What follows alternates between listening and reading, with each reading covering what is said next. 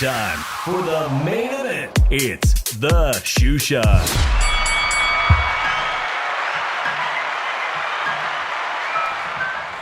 ¿Qué ondas, vatos locos? Damas y caballeros, it's time for the Shoe Shine. It's your boy Dave. Dave from the 408 coming to you all the way from Sin City. Yeah, your boy lives in Las Vegas now, if you didn't hear. Joining me all the way from the city of... Oh, shit, Drew, I think you got your mic up. Or I do. All the way from the city of brotherly love, Philly Irish Drew Evo. Drew, ¿qué pasa, homie? What's up, Dave? I got some new beats here, man. It's been some time, man. I hadn't had time to update this show, and I do want to give our show a new look. So please hang with the Shoe Shine, because I do plan on bringing you a lot of new exciting stuff. Saludos to those joining us into the room right now. Shout out to Mom Food Planet Things. How you doing, Mom Food? Nando Lama, Sin City Syndicate. Nice to have you. Please, guys, feel free to share and make sure you hit that subscribe and like button and all that good stuff. If you're new to the Shoe Shine, man, a triple header, Drew, of boxing this weekend. And I had to go out Friday night and get all my partying done in the city of Las Vegas because Saturday I wanted to be home, kicking it, eating some good food and doing what the Shoe Shine does, and that's be a boxing junkie, a sweet science junkie, and watch all the fights. Drew, did you watch all the fights? I said triple header. I'm talking DAZN, ESPN, Showtime, and every other way regular people can't watch boxing, right? Yes. Oh, man, so much to talk about. But, yeah, shout out to everybody. I want to give a shout out to my boys, Nick and Michelle of the VCC, a Las Vegas YouTube creator group. We went out Friday, Drew. I know you had a hot date this weekend, and people probably want to hear all about it. On Friday night, your boy went down to First Friday and had a great time till like 3 a.m, drinking and whatnot, and headed down to downtown Las Vegas as well. And I've got some video clips that I promise to be sharing next week because it's pretty wild stuff that goes down there. So that being said, let's get into this boxing business. Drew, where do you want to start, man? Because I call the show Upsets and Knockouts of the Year. Man, we had a potential upset and knockout of the year. We had MJ Akhmadaliev, a 122-pound champion who had 2 titles, who I thought was going to face your boy from Philadelphia, Stephen Fulton, someday, lose his title to a Filipino guy, Tapales, that I had barely even heard of. Then you have Bam Rodriguez, the phenom, the 23-year-old, now 2-division champion, straight up break his jaw in the 6th round. It's not every day you see that in the sport of boxing where a guy breaks his jaw and goes on to win. Drew, Shakur Stevenson dominating. Come on, talk to me, bro. Where do you want to start? Yeah, start Shakur Stevenson card. Like, you got Jared Big Baby Anderson on there, the real Big Baby Anderson on the undercard. And we got Keyshawn Davis, too, who we got to be on a show Davis. with. Silver medalist Keyshawn Davis making all kind of noise at 135 pounds. And, of course, Shakur Stevenson looks like the truth at 135. Yeah, he actually is looking scary. If you look at it right now, he's looking scary. He has power. It looks like power has come with him at 135. This is actually his division. The right weight for him. Yeah, no, you bring up a great point, man, because I'm sure a lot of you guys, the first time I ever saw him fight in person was like about 3 years back when we really got into doing the shoe shine every week. I went to Reno and saw him fight that Mexican kid at 120 and won the featherweight championship, man. That seems like just yesterday. What was that guy's name, man? He was dating that kid's sister, his opponent's sister. You remember that guy? Yoet Gonzalez. Yoet Gonzalez, who's looking pretty good too these days, man. It's been some time, Drew. We complained about Shakur Stevenson being feather-fisted or putting people to sleep. And those are days long gone, right? Talk to me about that. Yeah, I think he finally built into how he wants, how he's going to fight now. Like, he's a guy that has great defense. He's a guy that's going to beat him and everything. Like, if knockouts open up, he's gonna open up. He's gonna look for him and everything. Like, he's a boxer, so he's gonna get knockouts occasionally. Sometimes you might get those decision wins and everything. Like, this guy, he got him out of there. There was a guy that came forward and everything. Shakur made him pay and combinations and everything. He's gonna be a hard guy to beat at 135. Yeah, I don't know who on Twitter, for real, on Twitter, someone had posted, they had, I guess Top Rank had put out a video reel of the Japanese fighter Yoshino that, was his crazy pressure style going to be the one that cracked the code of the Shakur Stevenson. I responded and I think I got a response from Michael Montero, Ring Magazine and the NY Fights, man. He responded to me. I said, because I told Top Rank, ain't no way in hell that this Japanese fighter, if Mexican pressure style, like the kind of Oscar Valdez and, a Yoet Gonzalez can't crack the code, this guy ain't coming close, man. And actually, he picked up a TKO. I think maybe it was an early stoppage, but he was embarrassing the Japanese fighter. At this point, there is nothing in that Japanese fighter's toolkit that could break what Shakur Stevenson was doing. I mean, he's unhittable. It wasn't a bad stoppage. He was taking too much punishment. He was getting hit more now. Like, it was accuracy, that whole fight. Right. Like, he was landing a high percentage of his power, shots and everything. He was bound to go down again, and it was probably going to be a knockout regardless. So it was a good stoppage. Like, he kept telling him, you got to show me something. You got to show me something and everything. And, like, I tell you the truth, man, it was a good stoppage. Like, live to fight another day, man. You wasn't beating him. Like, you really didn't belong in there with him, to be honest. So it was a good win. It was a good debut win. It was a guy that had knocking out Nakatani on his resume. So, it was an all right win. And shout out to my homegirls, Sarah H. from the Urban AZ YouTube crew. Sarah, it's going to be a huge week, huge weeks coming up ahead in Las Vegas. Of course, we got that Ryan Garcia fight with Tank Davis. And believe it or not, this strip is going to be packed in just a couple of weeks for a super fight like that. Then again, I've also got tickets to see Haney versus Loma in May, which is on my wife's birthday weekend. Tons of friends and family coming over that weekend. So a lot that I'm looking forward to in the city of Las Vegas. Shout out to my homegirl. Drew, you mentioned accuracy. We've talked about Shakur's defense. There is no holes in his game. And where I used to critique him being boring and not being very entertaining, I could put that to the side now. He's doing so much that I like well, and he's literally developing that man strength. And with that accuracy that he has, that man strength, as he's turning it up on the right type of opponents, on the right type of chins, he's, like you said, he's going to pick up these knockout or TKO wins now.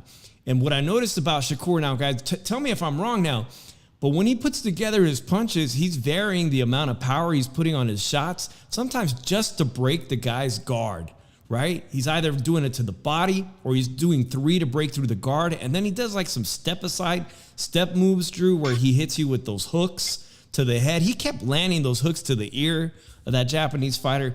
There's not much that could be improved upon for Shakur. What I'm looking forward to seeing him is develop that man strength, because I'm going to ask the chat now, guys. Let's just be real, man. But will Shakur eventually be the king of 135 pounds? Because what intrigues me the most is we've got the super fight with Devin Haney, Drew, coming up. Did you know Devin Haney's only 24 and Shakur's 23? I mean, these guys are just a year apart. And Haney's got all the belts, but he's got to get through by Loma first, Drew.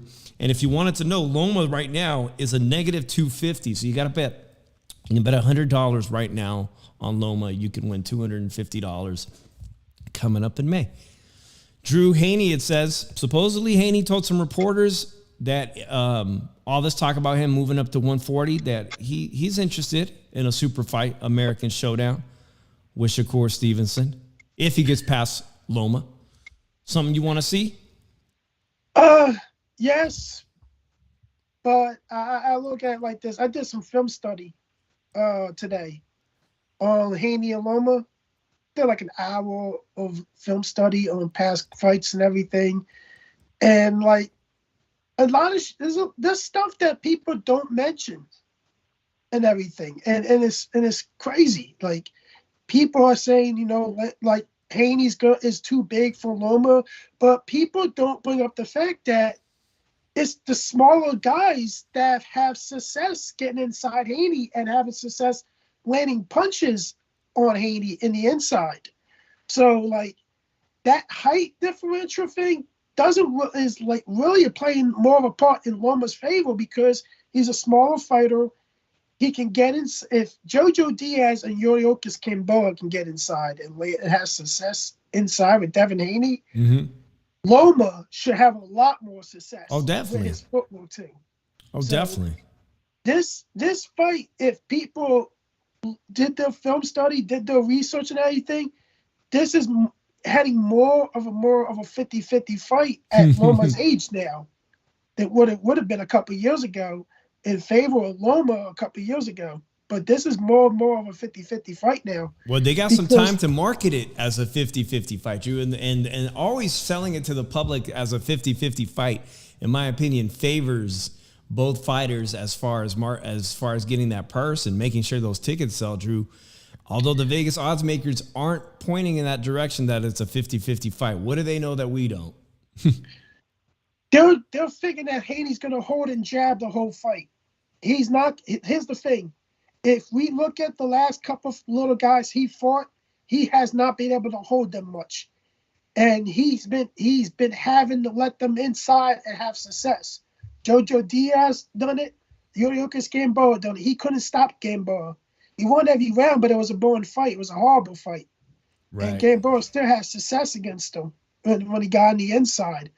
This is a better fight, better odds fight than Vegas is producing. They think that he's going to fight the one that fought Jermaine Ortiz, but as the fight progressed against Jermaine Ortiz, Loma had a lot more success getting to Jermaine Ortiz and beating him to the punch and outboxing him for those later rounds that got him the decision over Jermaine Ortiz. And in my opinion, Jermaine Ortiz does a couple of things better than Devin Haney. He does do some good things. Yeah, shout out to our boy Maestro, bro. Maestro was out there covering the fight, and he actually ran into Jermaine Ortiz. On the subject of Jermaine Ortiz, Drew, who we had interviewed, silver medalist Keyshawn Davis. You know, Frank Martin, who I saw fight in December at the Cosmopolitan, has been running his mouth, talking a lot of smack. We talked about it last week, talking smack on Keyshawn Davis. Had a lot to say about his amateur background, not actually, being worth of any note in his professional record now. But, man, this was a new Keyshawn Davis beating up on that Yigit fighter, the Swedish fighter Yigit, who we've seen fight before, Anthony Yigit. He was kind of mean in that fight, man. There were some MMA elements. There was a lot of dirty tactics that I was surprised to see from Keyshawn. And overall, I just saw Keyshawn have a mean streak that I haven't really been seeing in him in getting this stoppage. And so it was interesting. Frank Martin was on that dude's mind, on Keyshawn Davis's mind. But I kept thinking to myself, and I'm glad Maestro got a chance to run into him, is why not fight? If you really think you're going to be the cream of the crop at 135, especially with all the great fighters at Top Rank, Haney, Loma, Shakur Stevenson, then you got to start fighting some better opponents than Anthony Yigit. Yes, you've only had less than 10 fights, but there's guys like Jermaine Ortiz who he didn't have an amateur record like that. He's basically a club fighter from the Eastern Circuit who has done incredible things with his career, giving Lomachenko one of his best fights ever. So if you want somebody at top rank, let's be real, that fight with Frank Martin ain't happening. You guys are in two separate career paths with him being at PBC. But Jermaine Ortiz, Drew, versus Keyshawn Davis, I think that's a fantastic fight. I think Frank Martin beats Keyshawn Davis. I think Jermaine Ortiz beats Keyshawn Davis. And I'm putting out there right now, Jermaine Ortiz is practically almost a top 5 135 pounder. And I think he beats Keyshawn Davis. And I think Frank Martin beats Keyshawn Davis too. Keyshawn, like, really, there's holes in his game that I believe both guys can explore. And like, it's pretty, like, the thing about it is, yeah, it was a big step in competition. The guy was 26-2 that he fought Yigit and everything. But I really think right now that Keyshawn really needs to pump the brakes on who he calls out and everything, and not like concentrate on your career, get yourself some more season. You only have 8 fights and everything. Are you ready to move up? Are you ready to have like up in your competition? I don't think he's ready for Jermaine Ortiz yet. I don't think he's ready for Frank Martin yet. But I could be wrong. But I look at it like this. I just don't see them ready. I don't see him beating Jermaine or Frank Martin. I just don't see it. But if people look at it like this, I really doubt we see Shakur Stevenson fight the winner of Loma Haney next. I really think Bob's going to look at it, especially if Loma wins this fight, and looks at it if Ryan wins the Tank fight. Because we could possibly see them, like, negotiate Ryan versus Loma. Or we could see the PBC winner, or we could see Tank fight Loma, or Haney fight Ryan, or fight Tank. All fantastic fights. And you're right, Drew.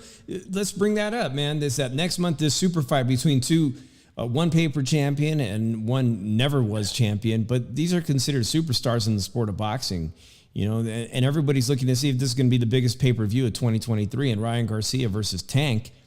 And yes, the guy with all the belts, Haney and Loma, absolutely should be paying attention. So should Shakur Stevenson, because the one thing, if Shakur Stevenson is going to take over the career path that Floyd Money Mayweather had, he's absolutely going to have to start building star power.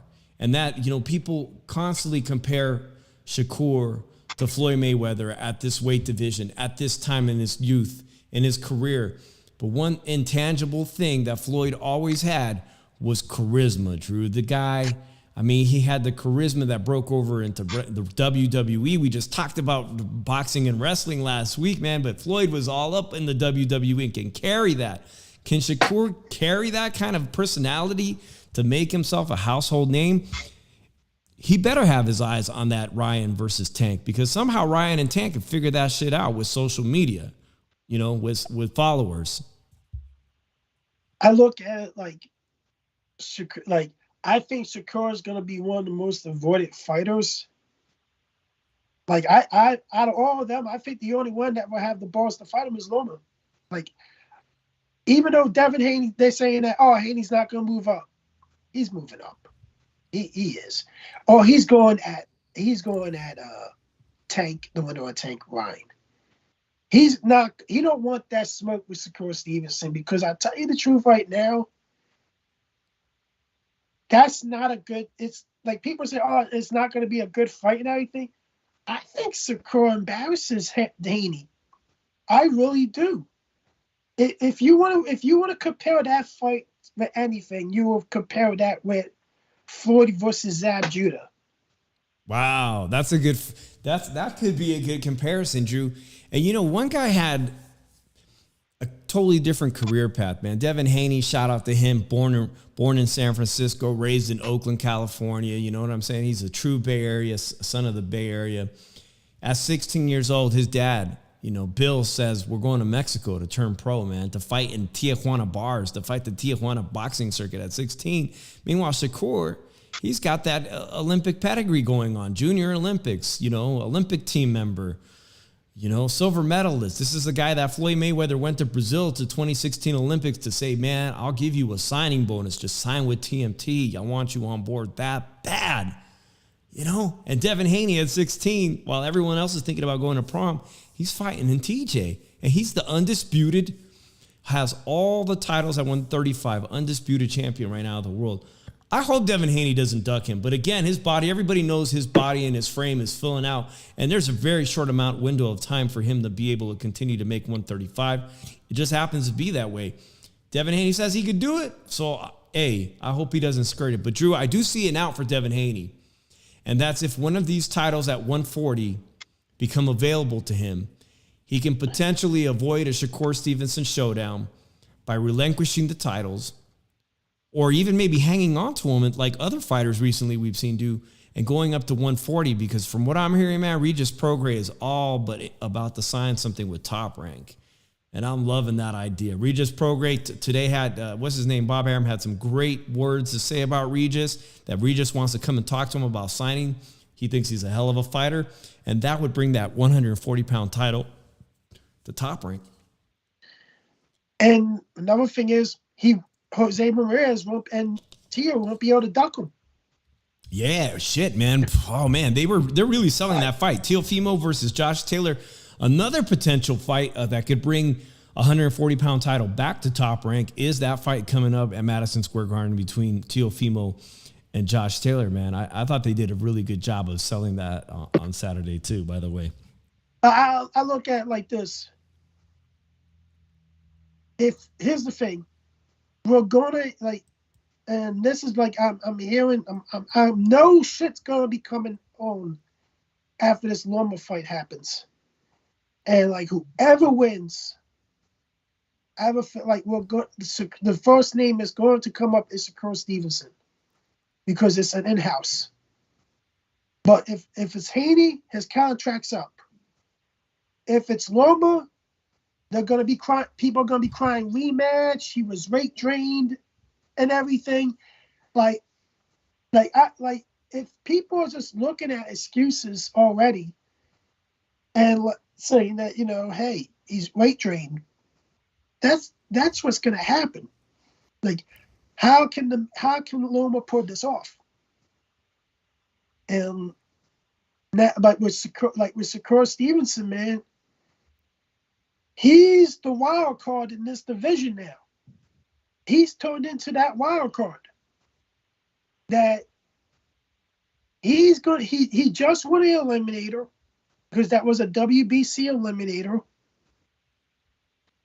But if the Tank and Ryan fight has anything to do with 135, which I possibly think it does, even though it's a catch weight fight. Mm-hmm.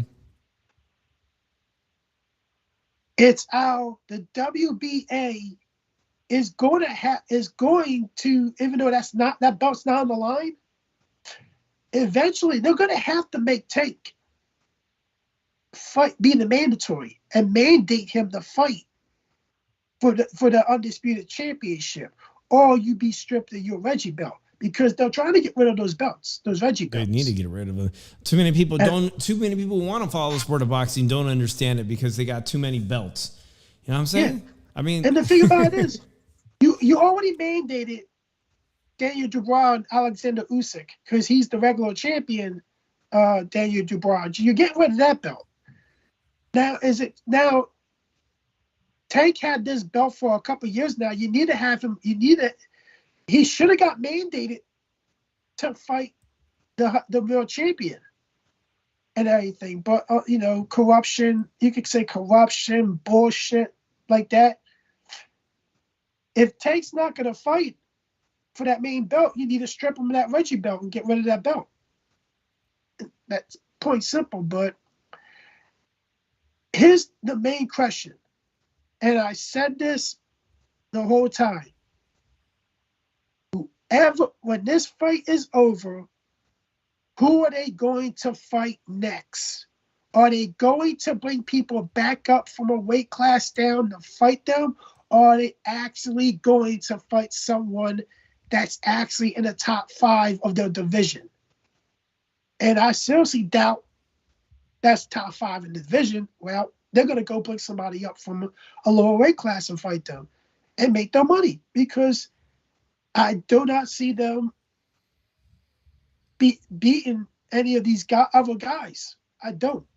Like, if you look at it, Tank loses his fight, his career is most likely over. Brian loses his fight. Hey, he's young. He'll come back from it and everything. He wasn't a complete fighter back. He was not a complete fighter and everything. He'll play the same Canelo card when Canelo wasn't ready for Floyd, and still potentially could come back. And that's the great thing about this weekend, Drew, is we're going to eventually get to this fighter in Brian Mendoza, who we didn't get a chance to interview, but we interviewed his opponent, Jesus Ramos Jr., just 2 fights ago. A very close fight that Brian Mendoza lost. And now he's on a 2-win knockout streak on some of the 2 best fighters in his own weight division at 154. A story of redemption, your second chances coming back. Ryan Garcia could lose that fight coming up, Drew, and you're absolutely right. He could still rebound and go on to become a world champion at his age and write his own story, Drew. Let's talk about another young kid, about this headliner, and Bam Rodriguez, who did the unthinkable last year and moved up from 112-pound flyweight in a whim to fight at 115, and not only beat that champion in Quadras, but then go on to beat one of the other strongest fighters, the Song Rusiyat, I forget his name, the Thai fighter. Rungvisai. Oh my God, yeah, a guy who had destroyed other Mexican fighters. Drew's like, shit, I can't get his name tonight, Drew. On a good night, I can't pronounce his name right, but man, okay.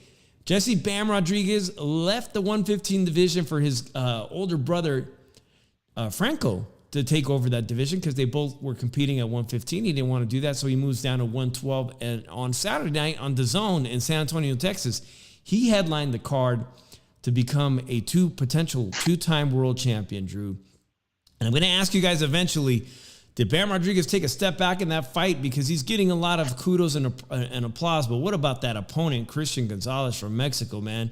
He did a lot of things that made me think twice about Bam Rodriguez. But I just want to give credit before we head that to the co-main event, Drew, because I swore this guy MJ was the second best 122-pound fighter in the world. Sean Gibbons, who works with a lot of Filipino fighters, the great Manny Pacquiao.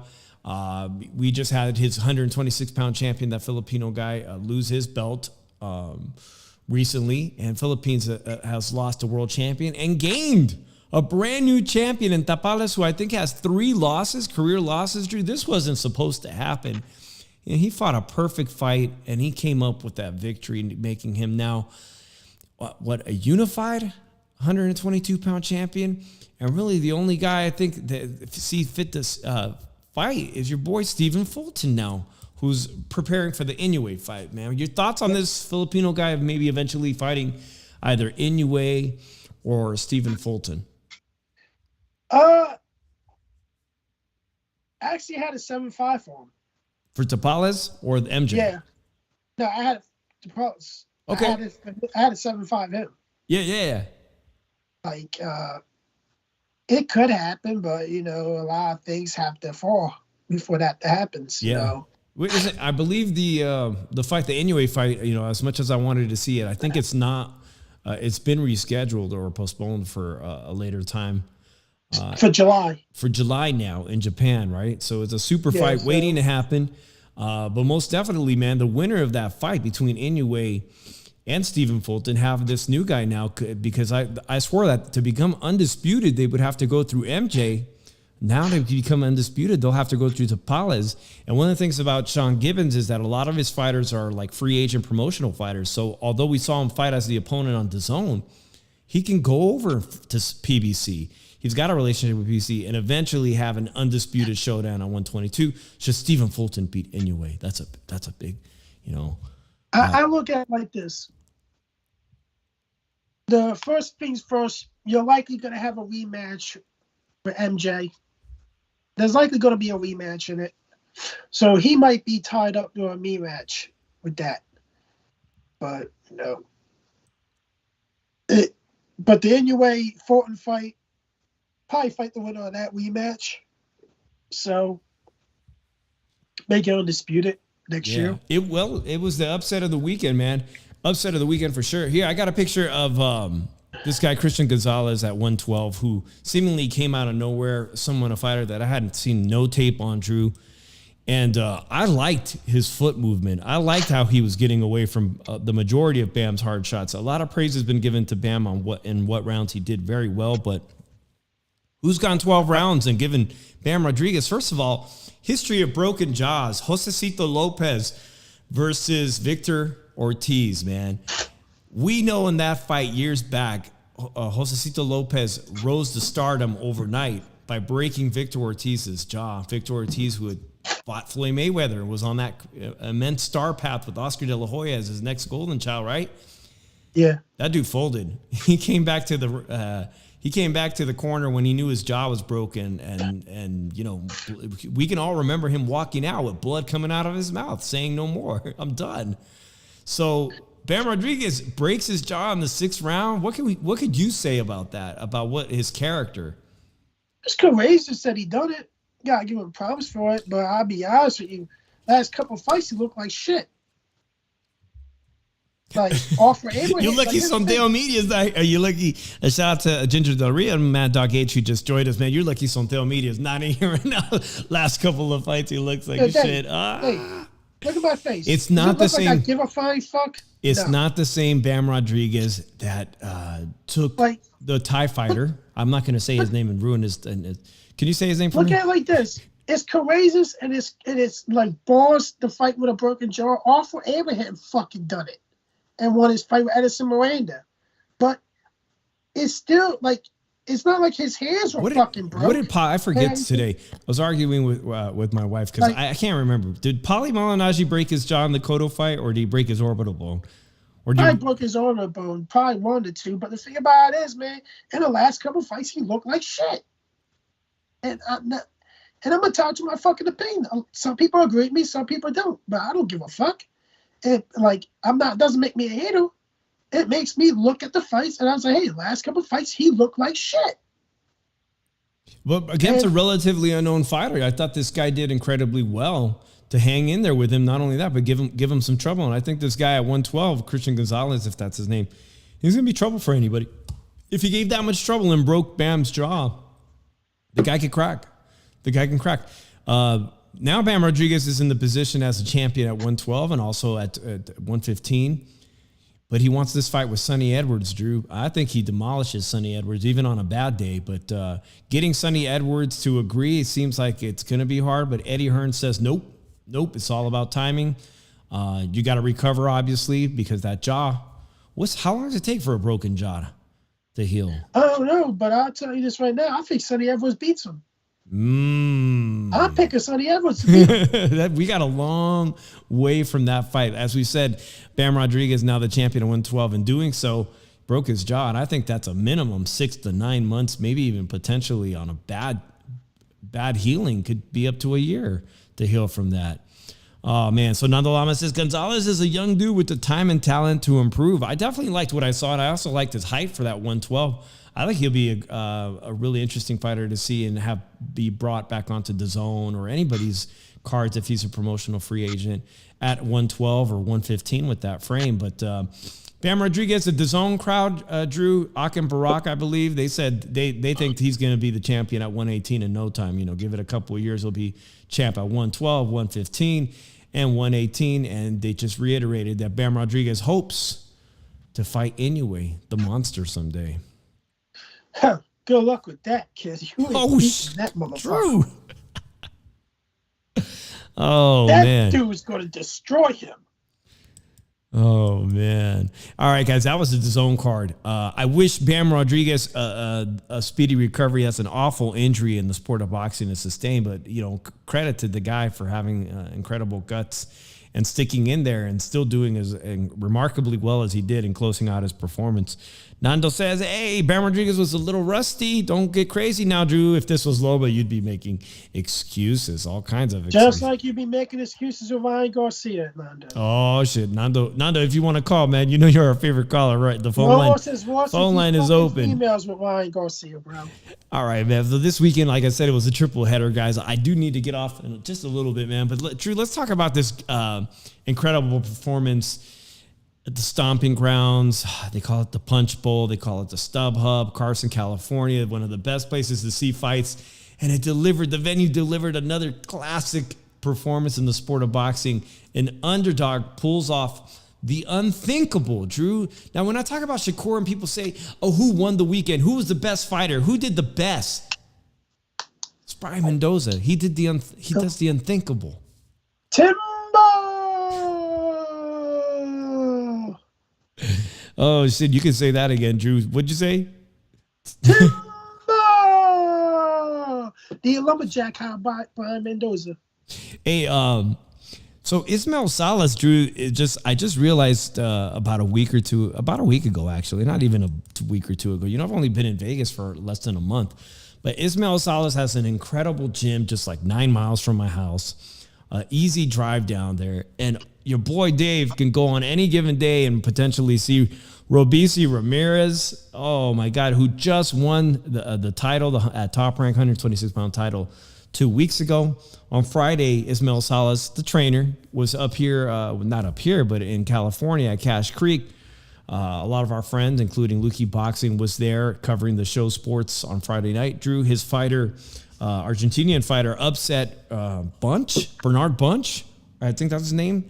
He comes up with a big win there, and then he flies down. They go back down to Los Angeles for this fight, Drew, where Brian Mendoza, no doubt, was the underdog in this, but Brian Mendoza didn't think he was an underdog, Drew. He literally, in his last fight, knocked out and I guess put into retirement, what's his name, man? Jason Rosario. That was a brutal knockout of Jason Rosario.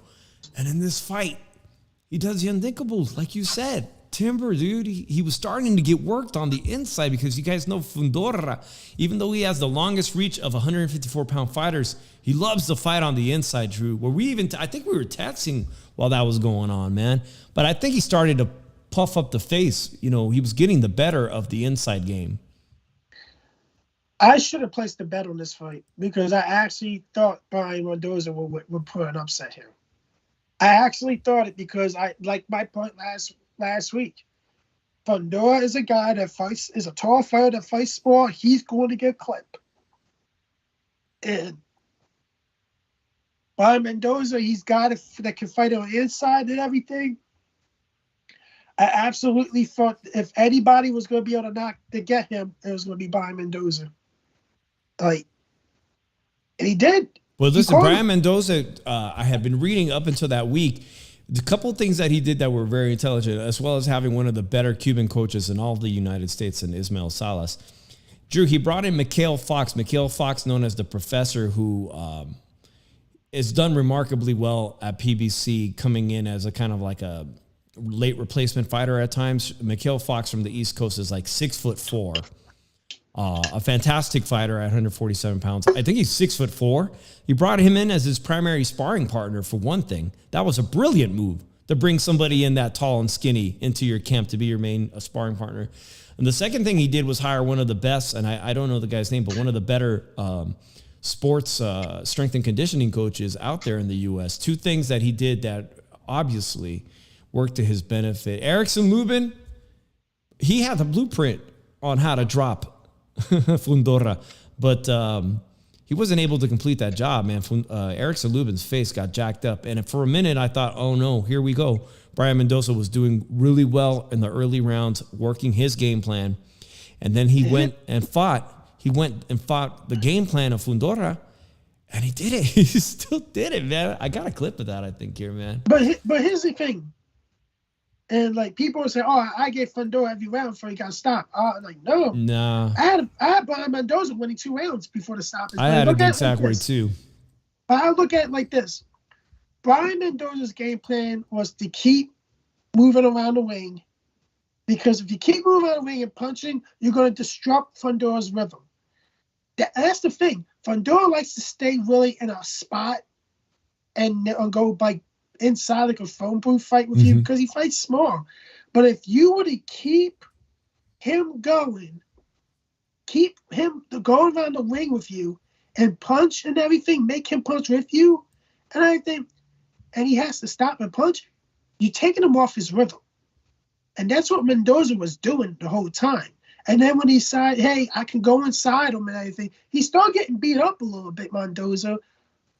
But he was really looking at it, I'm going to time him. And that's what he was doing.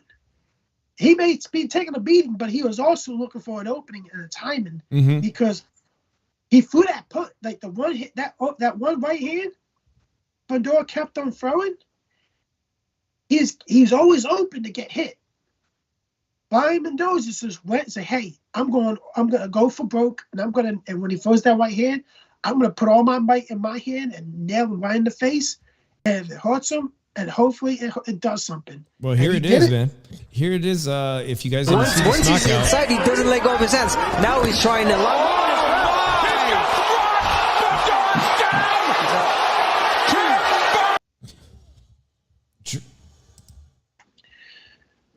What he did there, he allowed Fundora when Fundora was going to punch for it, punch the body, Fundora went for that right hand, that straight right hand to the smaller guy. He left himself open to get popped, and he got popped. Yeah, what a sensational. Well, we got a caller. Actually, did I just miss that while I was doing that? Hey, yo, 510, call back right now. I'll pick up on the phone. Real quick, Carlos Mondragon Villalobos says Fundora overlooked Mendoza, but Ramos is still on the rise, Drew. And I put that up there. Ahead. I put that up there above us, but will Jesus Ramos Jr. and Brian Mendoza rematch before getting a crack at Charlo versus Tim Tszyu? Because in my eyes, Drew, we talked about the incredible performance that Jesus had against Joey Spencer just a few weeks back here in Las Vegas as one of the co-main features of the Caleb Plant fight. But I think those two guys are on a path to a rematch in a very close fight. Let's pick up this phone call from the 510 real quick. Come on, Nando, confess your love for Ryan. 510, use on the shoe shine. What's up, Drew? What's up, Dave? How you guys doing? Doing good. What's up, Drew? Hey, on the Fundora thing, man, he kind of reminds me of Chico Corrales, right? Corrales was like 6 feet tall at lightweight and junior lightweight, and he had a size advantage over everybody, man. Like he had the length and the height, but he refused to use it, man. That guy always wanted to go to war. Yeah. And eventually caught up to him, right? After the first, after the first Castillo fight, he wasn't the same guy anymore, you know. And I think that's what happened with Fundora, man. That guy, he never took advantage of his height and reach, man. As tall as he was and as big as he was, he fought like a 5'9" guy, you know. And that caught up to him. And I think D-Style mentioned it, right? Like, it was only a matter of time before somebody like folded him in half. And that's what happened, man, you know. Yeah, and Erickson Lubin, his style, Erickson Lubin proved that in his fight that the chin wasn't necessarily as strong and tough as his height, you know. The right power puncher is going to be able to clip him. And Drew talked about that sequence of events. And, man, credit to Brian Mendoza because he knew right away when that guy was hurt. He put the kibosh on that dude with that 1-2, that follow-up, and it was over. You want to know what you call that? Weight bullying gone wrong at its best. Like, seriously, like... That's not weight bullying, dude. He made the weight. That's like bullshit. I know. He's weight bullying. The guy made 154 pounds plenty of times. He started at 154. Come on. A lot of people, like, there's been... What are we doing? I've seen media reports even today talking about the tallest boxer, claiming he's the tallest boxer, even though he's not, but obviously he's the tallest boxer in his own weight division, gets knocked out because people were curious about this story, almost like a freak show side story of the sport of boxing and sports story, man, that this guy's too tall to be fighting at that weight class. Is there an argument for that? He is too tall for fighting that weight division, man. For his own good, he needs to move up. Heavyweight? That's why he's going to fight people his size, his height. Zotto's 6'3", and he fights a light heavyweight. Fundora 6'6". Yeah, he is. It's remarkable how he can make that weight. I don't think it's the best weight suited for him. Man, Drew. I think obviously he's gonna need to get his own strength and conditioning coach like Brian Mendoza did, because being that naturally thin or staying that naturally thin, it's not going to benefit him. It didn't benefit Paul Williams. Paul Williams got dropped by Sergio Martinez the same way. I had a feeling this was going to happen too, Drew, because we made reference to that fight last Monday when Sergio Maravilla Martinez set up his own power shot to knock out that towering Paul Williams. I had a feeling the same thing was going to happen here. But here's the thing. Paul Williams is light years ahead of Fundora. I think he's a way better fighter than Fundora, Paul Williams. But like Fundora, he just plain old does not use his height to save his fucking life. And that's who knocked out Paul Williams, dude? A 5'9" guy, Sergio Martinez. You know, come on, man. I mean, one punch. There is some advantage to height if you take advantage of it. You know, but Paul Williams never took advantage of his height either. That guy liked to rumble on the inside too. You know, he did. He liked to bang on the inside. So, what do you think, Nando? I mean, we're all disagreeing, but do you think Fundora can bounce back from this? And do you think that staying at 154 pounds is a good move for him? I think he's gonna have to redo his mentality, man. It's not so much his technique or his ability; it's his mentality, man. He just refuses to work behind the jab. You know, either I don't know if he has to find a new trainer or somebody to convince him. Like maybe this will convince him, right? Like, hey, fighting on the inside is all good and well, like early, parts of the fight, but in reality, most of the fight you spend behind your jab. You know, so you don't get knocked out. You know, leave with the jab. You know, a lot. You know, it's just I don't know, dude.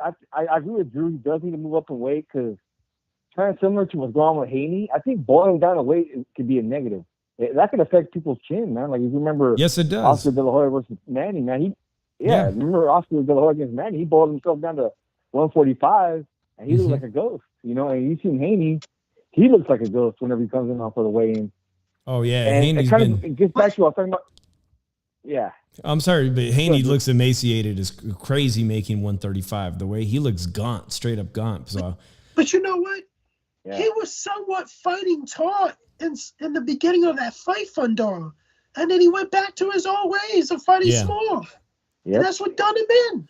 Even though Mendoza was keeping him off his rhythm, he was actually fighting tall. He was winning the rounds and everything. If you have the advantage over guys, your height, you need to use your height as an advantage. You should be able to use that 80-inch reach and jab the motherfucker all night and win an easy decision and everything. It's just like they need to go and tell this dude, you need to use your fucking height, dude. Oh, like, most definitely. You banging with people, you're getting timed easy. It's easy for them to time him. And when he puts himself out there to nail that straight right here, he leaves himself open to get countered. And that's what happened. Listen, Fundora finds himself in an opportunity right now where the 160-pound division has everybody ducking everybody, Drew. Nobody wants to fight each other at 160. You've got champions that barely have any name recognition. Fundora already has a little bit of name recognition. Nando, I agree with you, man. He needs to be retooled or he needs to be reprogrammed because his natural gifts can win him a lot of fights, man. I still think Fundora has the possibility to become a world champion at 160 against somebody like Janabek, Drew. If he can retool himself, he can pick up that belt, I think. But at 154, I don't know what he does to make weight to be that thin, but I think even Tim Tszyu would have knocked him out on Saturday night. I think Tim Tszyu would have knocked him out too. Ramos knocks him out. If Brian could, I have no doubt it's very possible because, Jesus brings a lot of other things to the table, like being a very slick southpaw with a really good high ring IQ. And that's why I'm asking, man, are these guys, before getting a crack at Charlo and Charlo's inactivity and Charlo's injuries, are Brian Mendoza and Jesus Ramos going to have to fight each other on their way to a championship fight? Will that happen? Most likely PBC won't do it, man, but it would be very interesting because a lot of people don't know these two guys just fought tooth and nail just 2 fights ago. I look at it like this. Jesus Ramos is going to be a avoided fighter at 154 going forward. He has all the tools and he could easily beat everybody in that division. Well, I don't know about easy, but I like him a lot. I like him a lot. As an opinion base, I can easily see him beating. I think Tim Zoo isn't afraid of him. I know Tim Z ain't afraid of Ramos. Yeah. No, I really like that fight, guys. I like Tim Tszyu versus Jesus Ramos. Beats Tim Tszyu. It's a hell of a fight, a pressure fighter. It's a hell of a fight. You know why? Because Jesus is, you think of Mexican style and you think of the pressure fighter, but Jesus isn't the pressure. He is a good pressure fighter when he needs to be, but Tim Tszyu only has one gear that he's shown us, and it's working effectively for him. And something that happened now with Brian Mendoza doing what he did Saturday and Tim Tszyu is they've both knocked out former world champions. Brian Mendoza has a KO win over, what is it? I just mentioned his name. What's the guy that he knocked out just 2 fights ago, man? The Dominican fighter, Jason Rosario, okay? And Tim Tszyu has a knockout over former world champion Tony Harrison, man. Those are very big statements. One that Jesus has yet to do. Yeah, he knocked out Joey Spencer, but I mean, you need to have a win like that over a former world champion. Drew, I'm going to say this, and Nando, tell me if you guys agree, man, but unfortunately for this myth, the Towering Inferno, bro, now that it's been, he literally was chopped down, I have to put him at the bottom of the pack, man. I think he's now ranked somewhere like number 5. If he wants to stay at 154, I've got him beneath Brian Mendoza, beneath Jesus Ramos, and maybe even beneath some other guys, man. Drew, can you think of somebody better at 154 that's a contender? That's better than Fundora? Yeah, some people have been talking about Liam Smith, man. What about Liam Smith as a top 5? He's been in there. Tell you the truth, here's the thing. The top 5 would be Charlo. Then it'll probably be Tim Tszyu. Then I will put Ramos, Mendoza, and Liam Smith. Yeah, Liam Smith's still somebody that you could say he's had a very good performance of recent. So if Fundora wants to bounce to 160, I'm all good with that, man. He needs to retool himself, like you said, maybe get a new set of eyes as far as his training team, because he doesn't need to fight those kind of fights. He's going to get clipped again by a harder puncher when he can box, man. The guy's got all those natural gifts. It's just a bad. Don't forget, Brian. Go ahead, Drew. Now, I'm just saying, it's just really they have to change this dude's habits. And these habits are hard to break. Like him being a phone booth type of fighter and everything, fighting small, he's not going to succeed if he keeps going through shit like this, because he's bound to get knocked out again, because there goes the blueprint of how to beat him. I hope there isn't any similarities career path-wise, because you know what? You brought up Diego Corrales, Nando, and he had a very tragic ending to his life, and Paul Williams also had a tragic ending to his career in boxing, even though he's alive. So, man, Fundora's a good kid. I hope his career doesn't go that way. I hope he makes changes in his boxing career, because he seems like a great kid. He seemed okay after the fight, though. He seemed like he was with it, kind of wasn't making any excuses, and he seemed positive. So that's one good thing going forward for him. He seems like a smart kid. Maybe he will make some changes in his career, Yeah. Hey, shout out to, was that you, Nando, who put it in here? I just wanted to bring that up. I know we're going to wrap up the show now, but the fight earlier, the co-main, was that the co-main between Campo and Brandon Lee? Campa, yeah. Who fought Teofimo. And Campa's important because, hey, man, they brought out a name like Campa because he fought Teofimo Lopez. Before that, nobody really knows who he was, kind of a fringe fighter in Mexico. But, man, dude, I felt easily like Campa won that fight 7-5 against the Brandon Lee. Yep. But people find it so hard to believe Brandon Lee is half Mexican. Call me crazy, but I think he should put the Mexican flag and the Korean flag on his shorts, man, because I got casual people thinking he's Chinese. I had Brandon Lee winning that fight close. You did? You had him coming back? Yeah, but I think he got exposed. He's going to be a guy that's going to bang with somebody. He likes to bang. That's another guy. He likes to bang. But the thing about it is, those type of guys are a lot more beatable. And Brandon Lee is very beatable. And he's going to be in a lot of wars, and it's going to be at a point when he finally gets that shot. If he gets a shot, he's just gonna be in too much roars and everything, and that's gonna affect him. No, that shit was a war. He turned that fight against what Teofimo made look easy. He turned into a war, and you know, it could have been a draw. It could have been a draw. Drew, you had it up 7-5 for Brandon Lee. Yeah, I had 7-5. It wasn't a robbery. I mean, I did post it on it that I thought Campa won, but sometimes I just feel like, you know, when I start rooting for the underdog, I get a little blinded and prejudiced in my scoring. I could watch that back and probably come up with a draw, but I mean, Campa came in, you know, as an opponent, but he didn't come in for a payday, man. He came to win that fight. So all credit to that. All credit to Campa. And I'm interested, Drew, because if Brandon Lee had been picked up by Top Rank, where in his career at 140 would he be? Tell you the That's truth. the thing with Brandon Lee, dude. I'm sorry, dude. That's the thing with Brandon Lee, man. Like, his last fight, he's 28-0 right now. Brandon Lee is, right? His last fight prior to this one was against a club fighter in an 8-rounder. Like, what is he doing, Brandon Lee, dude? Like, where's this guy going? Is he going to be 50-0 before he finally fights somebody? Like, 28. No, Campa, he's not even a fridge contender, dude. Yeah, he's 28-0. His last fight was an 8-rounder versus a club fighter, you know? I'm sorry to say it, dude, but I put Brandon Lee in the same category as Jose Valenzuela. They're only going to get to a certain level because they get hit too much. They get hit cleanly all the time. And it's only a matter of time for something like a legitimate person in their division is going to knock them out. You know, because he's lucky fellow Campa doesn't have a lot of power. Or he would have gotten knocked out. He was getting hit so cleanly all the time. He was swinging wildly trying to knock out Campa towards the end of the fight when he felt like he was losing. He's not disciplined. He's 28-0. He's still a prospect, basically. I don't know what they're going to do with Brandon Lee, man. I'm always kind of written him off. I think this is the best you're ever going to see of Brandon Lee.